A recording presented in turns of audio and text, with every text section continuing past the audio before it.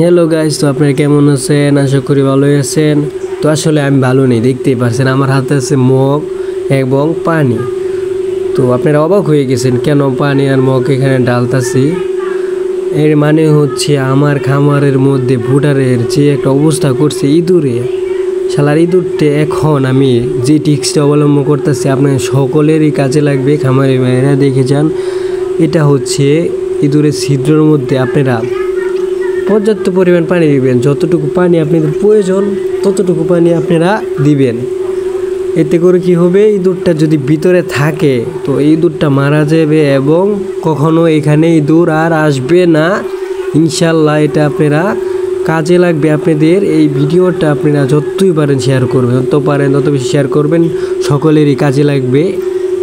তো আমি এখন দেখতে পারছেন পানি দিতেছি, মনে করেন যে যতটুকু পানি লাগে ততটুকু দিব। তো প্রায় আমার এক বালতি পানি লেগে গিয়েছে। তো অবশেষ আমার ইঁদুরের যে একটা ছিদ্র ছিল এটা পুরোপুরি ভরে দিয়েছি। তো ইনশাল্লাহ আর এখানে ইঁদুর আসবে না। তো আপনারা এটা সকলেই এই টিক্সটা অবলম্বন করবেন, আপনাদের কাজে লাগবে।